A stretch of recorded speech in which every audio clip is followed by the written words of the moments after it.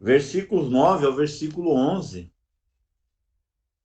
capítulo 1 da carta que Paulo escreve à igreja que estava lá em Filipos, do versículo 9 ao versículo 11, ele diz: E também faço esta oração, que o vosso amor aumente mais e mais em pleno conhecimento, toda a percepção, para aprovardes as coisas excelentes e serdes sinceros e inculpáveis para o dia de Cristo, cheios do fruto de justiça, o qual é mediante Jesus Cristo para a glória e louvor de Deus. Que Deus assim nos abençoe.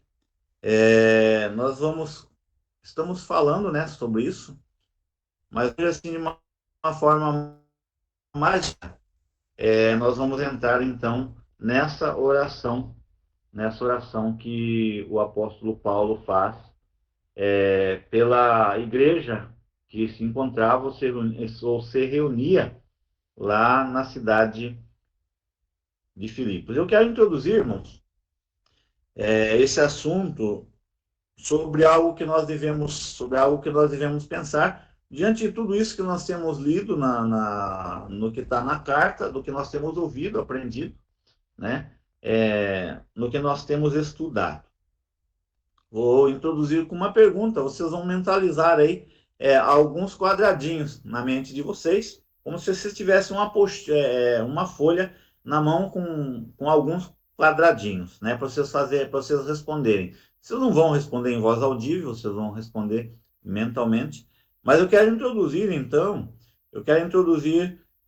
fazendo essa pergunta, né? Como que nós, ou como você, pessoalmente, particularmente, classificaria o nível de maturidade dos crentes da igreja de Filipos, como corpo de crentes, né, do Novo Testamento, tomando por base aquilo que eu disse, aquilo que nós já lemos, aquilo que nós aprendemos, aquilo que nós estamos estudando a respeito desses irmãos. Aí agora você vai mentalizar o quadradinho e vai pôr a tua resposta. Você vai fazer um xizinho dentro do quadradinho, dentro dessa pergunta que eu fiz, né? Esses irmãos, eles são muito maduros, eles são pouco acima de médios, eles são médios, eles são imaturos ou muito imaturos, né? Aí vocês vão responder dentro daquilo que vocês compreenderam, que vocês compreenderam. E já responderam, né? Eu também respondi a minha quando eu estava fazendo as anotações. E diante daquilo que eu tenho estudado, tenho acompanhado, tenho não somente no que eu tenho lido nas escrituras, mas lendo também alguns comentários, a minha resposta foi: não façam cola, por favor. A minha resposta foi que esses irmãos, a igreja de Filipos, os irmãos da igreja de Filipe, eles eram muito maduros, por causa da maneira como Paulo escreve e destaca algumas coisas a respeito deles, né? Você não está proibido de discordar disso, essa é a minha opinião, né? Eu dei a resposta. Se o professor depois vai dar certo ou errado, aí eu não... Mas eu coloquei muito maduros dentro da minha compreensão, dentro do alcance que eu tenho tido, né, nos estudos, na pesquisa que eu tenho feito. Então, já partindo, nós vamos ver agora, dentro daquilo que eu falei que nós estaríamos vendo na carta, o que Paulo disse nessa oração aqui que nós lemos, do versículo 9 ao versículo 11. O que o apóstolo Paulo disse? Como eu já disse outras vezes, ele disse aquilo que está escrito, né? Ele disse aquilo que ele está escrito. Mas tem 4 pontos aqui, nesses versículos, do versículo 9 ao versículo 11. Eu gostaria que vocês pegassem a Bíblia de vocês e me acompanhassem aí na linha de pensamento. Tem 4 pontos principais aqui, nesses versículos da oração que o apóstolo Paulo faz. E o primeiro ponto, que é destacável aqui, assim, nós podemos até dizer em letras garrafais, está aí no versículo 9, né? Quando ele declara: e também faço esta oração. Aí qual é o ponto destacável aí? Que o vosso amor aumente mais e mais. Então, esse é o primeiro ponto. Esse é o primeiro ponto que nós podemos destacar. E dentro desse primeiro ponto tem dois subpontos que também são destacáveis, né? São destacáveis da oração que o apóstolo Paulo fazia. Ele destaca aí, faça essa oração, que o vosso amor aumente mais e mais, em que? Primeiro subponto, em pleno conhecimento, e o segundo subponto, em toda a percepção. Então, irmãos, esse é o primeiro ponto, dividido em dois subpontos, né? O segundo ponto, que é destacável nessa oração que ele faz, está no versículo 10, na parte A do versículo 10, né? Onde ele cita, para aprovardes as coisas excelentes. Para aprovardes as coisas excelentes. Aí o terceiro ponto que nós podemos destacar aqui, né, dentro dessa oração que ele faz, está no versículo 10, na parte B, né? Na parte B, onde ele diz, cheios, inculpar para o dia de Cristo, não, no versículo 11, no versículo 11, na parte A, eu confundi aqui, onde ele destaca, cheios do fruto de justiça. E aqui nesse quarto ponto, né, nesse quarto ponto que ele destaca, nós podemos destacar, tem dois subpontos também, que está na parte B do versículo 11 e também na parte C, onde ele destaca, né, cheios do fruto de justiça. Aí ele cita a fonte desse fruto de justiça, né? A fonte, o qual é mediante Jesus Cristo. Então, a fonte de justiça, a fonte do fruto de justiça na vida da igreja de Filipos e na nossa vida, e também na nossa vida, na vida e na vida da igreja, a fonte deve ser Jesus Cristo, né? E o propósito, aí o segundo subponto que destaca aqui é o propósito, né? Qual é o propósito deles serem cheios do fruto de justiça? O propósito é a glória e o louvor de Deus. Então é isso, irmãos, o que Paulo disse. Nada mais, nada menos. Agora, partindo para a interpretação, para as lições que nós podemos tirar, disso. O que Paulo quis dizer?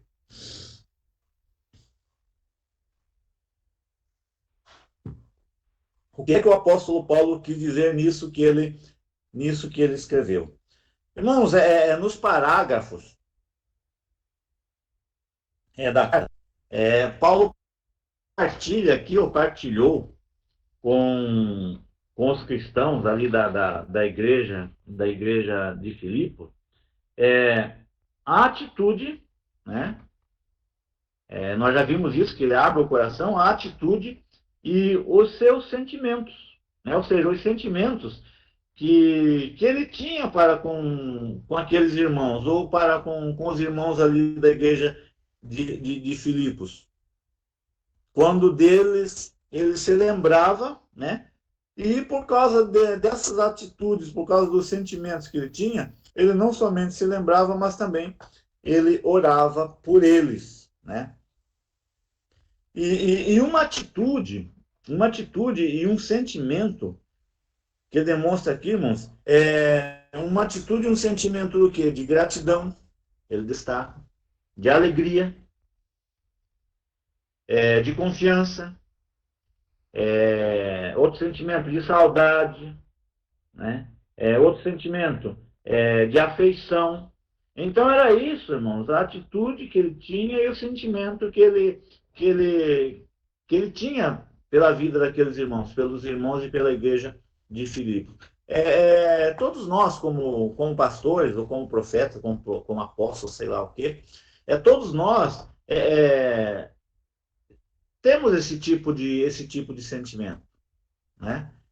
Por exemplo, há igrejas a igreja que a gente passa, porque nós somos igual gerente de banco, né? De tempo em tempo, a gente está em um lugar Há igrejas que a gente conhece, que a gente pastoreia, que a gente tem um sentimento carrega sentimento de gratidão, quando lembra da igreja, de alegria, de confiança, de saudade, de afeição. E também, infelizmente, por outro lado, às vezes a gente passa por determinadas localidades, irmãos, onde nós não carregamos nenhum desses sentimentos. E por outro lado também, nós como líderes, como pastores, muitas vezes as igrejas não têm nenhum desse sentimento por nós, né? Por motivos diversos, por motivos diversos, né? Por motivos diversos. Às vezes nós não conseguimos ser tão, não sei se eu posso dizer produtivos ou agradáveis no nosso ministério. Cada localidade é uma localidade, né? Tem localidades onde a gente passa que, devido à situação em que se encontra a igreja, Deus nos usa para nós sermos um pouco mais diretos, até mesmo mensagens não deixam de ser amorosas, porque é a palavra de Deus, mas são mensagens assim, mais firmes, mais duras, para ver se o povo, né, para ver se a igreja reage. E nem sempre ela reage, e nem sempre, irmãos, pastor líderes, que não passam a mãozinha, a mão na cabeça das pessoas, nem sempre são muito queridos. Né? E pastores que são fiéis àquilo que Deus coloca no coração para pregar, nem sempre eles são muito queridos, porque nem sempre as palavras são agradáveis. E o ser humano, nós sabemos, o ser humano ele gosta de ser agradável. O ser humano ele gosta de ser afagado, o ser humano ele gosta de ouvir somente coisas agradáveis ao seu ouvido, mas isso é perigoso. Né? Isso é perigoso. A Eva, lá no Jardim do Éden, Satanás sabendo disso, Satanás falou coisas agradáveis ao ouvido dela. Né? E ela acabou caindo, ela acabou pecando. Né? Então, esses sentimentos é de um lado e do outro lado, é do nosso lado e do lado da igreja com relação a nós também. Nós temos que ser muito maduros com relação a isso e sermos conscientes. Né? E sermos conscientes com relação a essas realidades. Agora, aqui, irmãos, aqui nos versículos 9 a 11, Paulo destaca e Paulo especifica justamente o conteúdo da sua oração, que é justamente algo que marca, né? Dentro dessa oração que ele faz. Primeira coisa que nós podemos destacar aqui, nós já vimos lá atrás, é quando ele ora, né? E também faço essa oração, que o vosso amor aumente mais e mais. Por que Paulo destaca dessa forma? Aqui ele orava dessa forma com relação aos irmãos da igreja de Filipos. Nesse conteúdo aqui, irmãos, que ele faz da sua oração, o apóstolo Paulo ele deixa bastante claro, ele é claro e direto naquilo que ele escreve, naquilo que ele pensa, né? Então aqui ele deixa muito claro nessa carta que ele escreve aos irmãos lá de Filipos, o que ele acreditava ser, né? O que ele entendia ser, o que ele acreditava ser, as marcas de uma igreja madura. Por exemplo, na primeira carta que ele escreve aos Coríntios, capítulo 13, por isso que eu pedi para vocês lerem durante a semana os versículos 9 a 11 de Filipenses capítulo 1, e também a primeira carta aos Coríntios, capítulo 13, porque existe uma associação, e é importante nós vermos isso para nós entendermos o raciocínio e o ponto de vista do apóstolo Paulo na oração que ele faz à igreja de Filipos. Por exemplo, na primeira carta que ele escreve aos Coríntios, lá no capítulo 12, depois de uma longa discussão, né, que ele faz a respeito dos dons espirituais, nós não vamos ler o capítulo 12 de 1 Coríntios, para nós ganharmos tempo. Aí, quando ele entra no capítulo 13, ele finaliza o capítulo 12, destacando algo, né, que ele iria mostrar algo que era mais excelente para a igreja. Aí, quando nós entramos no capítulo 13 da primeira carta aos Coríntios, lá no versículo 13, é bom que vocês confiram aí, em poucas palavras, o apóstolo Paulo diz quais eram as manifestações mais importantes da maturidade de um corpo de crentes, ou seja, as manifestações mais importantes de maturidade na vida na vida de uma igreja realmente madura, né? Lá no versículo 13 do capítulo 13 da primeira carta aos Coríntios, ele diz, ó, agora pois que ele fala tudo aquilo sobre o amor, ele encerra o assunto dizendo, agora pois permanecem o quê? A fé, a esperança e o amor. Estes três. Porém, esse porém aí é bem destacado. É bem destacável, né? Porém, vírgula. Né? Porém, na Bíblia não tem vírgula, mas eu estou colocando aqui para destacar um pouquinho mais, né? Porém, o maior destes é o amor. O maior destes é o amor. Irmãos, como eu disse, Paulo, ele era muito claro e bastante coerente, né, quanto a este conceito. Se nós lemos as cartas do apóstolo Paulo, nós precisamos prestar atenção, e nós prestamos atenção na leitura que nós fazemos, nos parágrafos introdutórios, né, das suas cartas, que ele escreve a outras igrejas do Novo Testamento. É importante nós notarmos particularmente os motivos, ou o motivo principal do seu agradecimento, né, do agradecimento de Paulo, pela vida dos irmãos dessas igrejas e pela vida dessas igrejas. Por exemplo, lá na carta que ele escreve aos Tessalonicenses, a primeira carta que ele escreve à igreja que estava lá em Tessalônica, é lá no capítulo 1, nos versículos 2 e no versículo 3,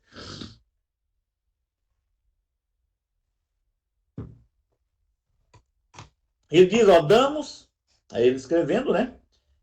Damos sempre graças. Ele fala damos porque Silvano e Timóteo estão com ele, né?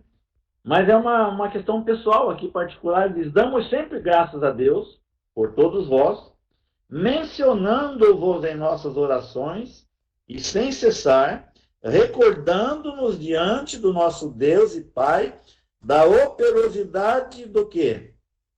Da vossa fé, algo que ele destaca lá no versículo 13 da primeira carta aos Coríntios, capítulo 13, da abnegação, mas também ele fala o que aqui? Do vosso amor e da firmeza da vossa esperança em nosso Senhor Jesus Cristo.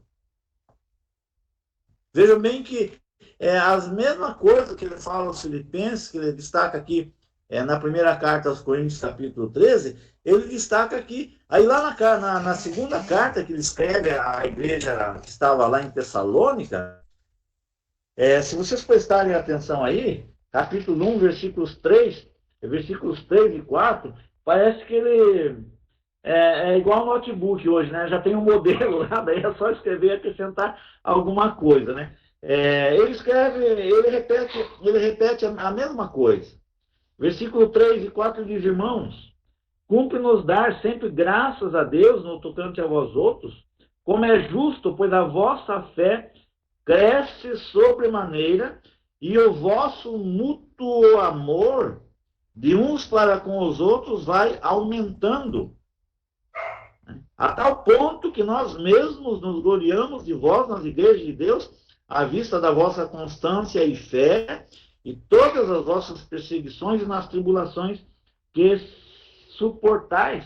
Veja bem que ele destaca aqui amor e também fé, né? E também fé. Então isso é o destaque, as introduções que ele faz às igrejas. Eu vou usar mais 2 exemplos aqui. Quando ele escreve a sua carta à igreja de Éfeso e também à igreja de Colossos, nós vemos o mesmo padrão de escrita, né? Ou seja, um padrão similar na introdução das cartas. Capítulo 1 de Efésios, versículo 15. ele destaca, né? Por isso também eu tenho ouvido o quê?